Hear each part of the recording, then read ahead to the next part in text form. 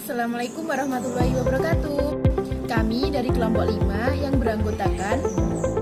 Perkenalkan, nama saya Binti Ahlaku Mukarramah dengan NIM 201190046. Perkenalkan, nama saya Diah Ayu Noviatul Fasanabila, NIM 201190057. Saya sendiri Ella Rohmawati dengan NIM 201190069. Di sini kami akan menjelaskan mengenai artikel dengan judul Implementasi Teori Behaviorisme Self-Advocacy Albert Bandura pada Pembelajaran Al-Quran. Yang pertama, Teori Behaviorisme Self-Advocacy Albert Bandura.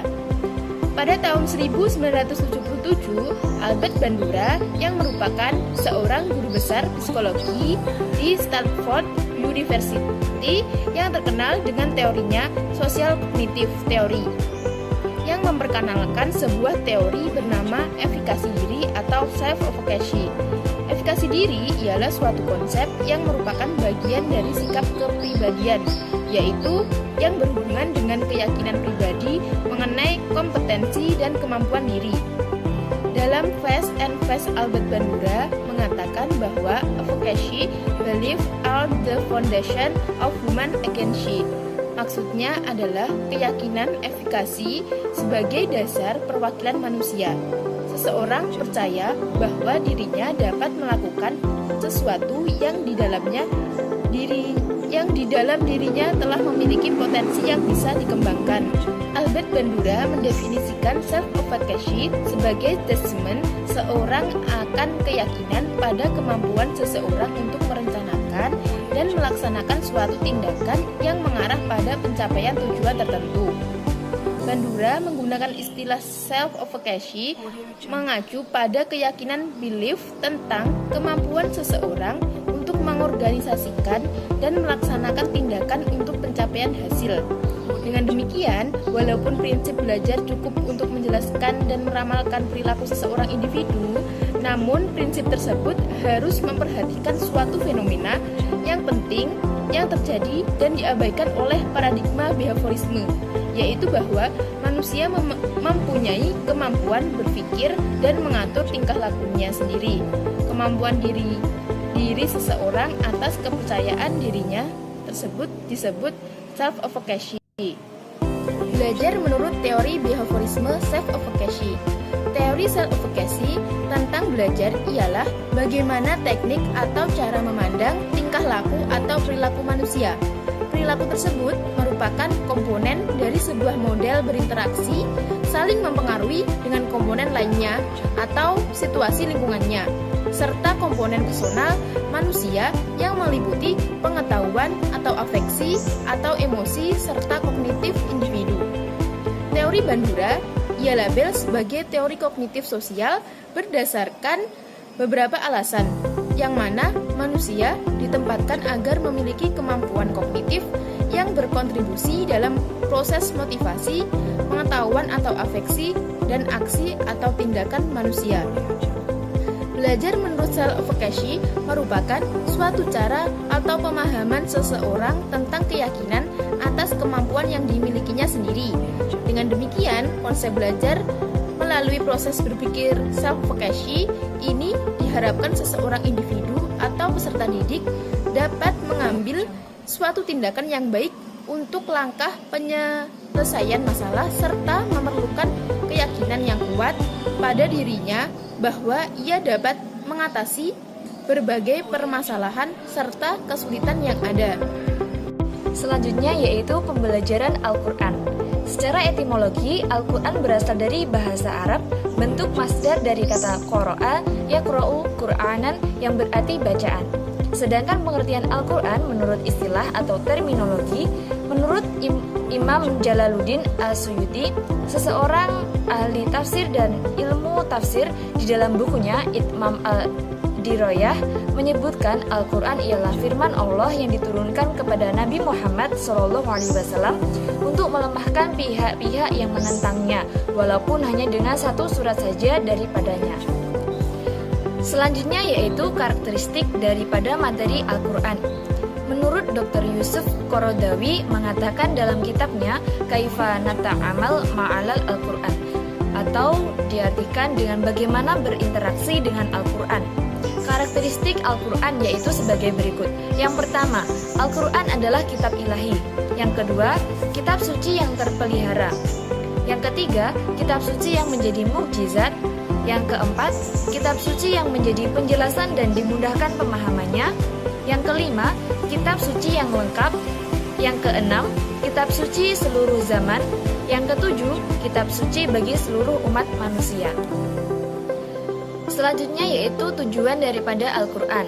Yang pertama yaitu untuk menyucikan akal, menyucikan jiwa, menyingkirkan segala bentuk kesyirikan, serta memantapkan keyakinan akan keesaan Allah SWT yang sempurna bagi Tuhan sekalian alam. Keyakinan bukan hanya konsep teologis, tetapi juga filosofi, dan kehidupan manusia. Yang kedua yaitu untuk mewujudkan manusia yang adil dan beradab. Artinya, umat manusia sesuatu umat yang harus bisa mengabdi kepada Allah dan menjalankan tugas khalifah. Yang ketiga yaitu tidak hanya antar suku atau bangsa, tetapi juga antar kesatuan alam, semesta, kesatuan di dunia dan kehidupan sesudahnya di akhirat nanti. Implementasi penguatan positif pembelajaran Al-Quran.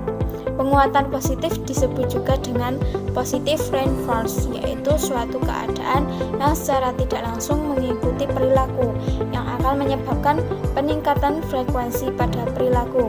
Melalui pembelajaran Al-Quran, diharapkan peserta didik dapat memahami dan menghayati pembelajaran yang terkandung di dalam Al-Quran, sehingga peserta didik dapat menciptakan kehidupan yang lebih baik pada dirinya. Adapun penguatan positif dari penerapan pembelajaran Al-Quran pada self-efficacy, yang pertama yaitu menciptakan lingkungan masyarakat dan sekolah dengan karakter Qur'ani. Yang kedua, menanamkan sebuah kepercayaan pada ajaran Islam. Yang ketiga, menanamkan pada peserta didik bagaimana seharusnya etika yang pantas dalam pergaulan siswa dengan cara memberikan pengarahan sekaligus pembinaan, serta memberikan motivasi. Yang keempat, menanamkan sikap uswatun hasanah dan kebiasaan baik sesuai yang dianjurkan. Yang kelima, meningkatkan kerjasama dan hubungan silaturahmi antar guru dengan orang tua peserta didik. Kemudian, kemampuan seseorang tidak akan muncul atau tidak akan keluar jika tidak ada satupun keyakinan pada dirinya. Suatu keyakinan yang muncul pada diri individu dapat mempengaruhi kemampuan dalam dirinya. Selanjutnya, dalam pembelajaran Al-Quran terdapat macam-macam bentuk pembelajaran. Yang pertama yaitu pengalaman tentang keberhasilan pribadi. Yang kedua, pujian dan penghargaan sosial atau verbal persuasion and all the religion social recognition. Yang ketiga yaitu pemberian reward atau penghargaan. Selanjutnya yaitu implementasi penguatan negatif pembelajaran Al-Quran. Yang pertama, perbedaan dari segi latar belakang peserta didik, baik dari segi pendidikan orang tua, dari segi kehidupan, ekonomi, sosial, dan budaya. Yang kedua, dalam proses pembelajaran Al-Quran, peserta didik kurang sadar akan hal itu. Yang ketiga, tidak adanya semangat atau kegigihan untuk bisa mempelajari Al-Quran. Yang keempat, kurangnya dorongan atau arahan dari orang tua. Yang kelima, tidak adanya keyakinan dalam diri peserta didik atau kemampuan untuk mempelajari Al-Quran. Yang keenam, pengaruh lingkungan tempat tinggal peserta didik.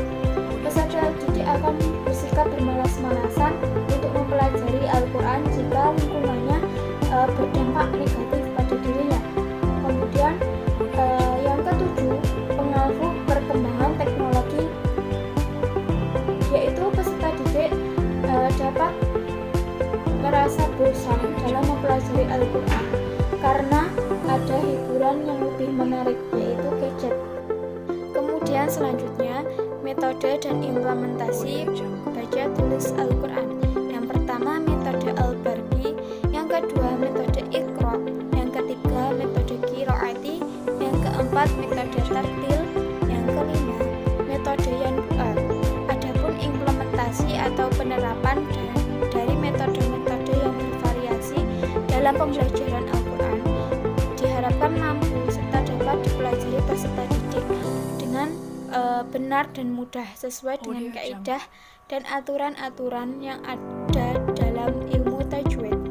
Kemudian agar tujuan tersebut dapat dipenuhi, maka harus memenuhi terlebih dahulu kebutuhan berupa materi, yaitu materi yang mampu mewakili seluruh jumlah ayat-ayat Al-Quran atau komprehensif.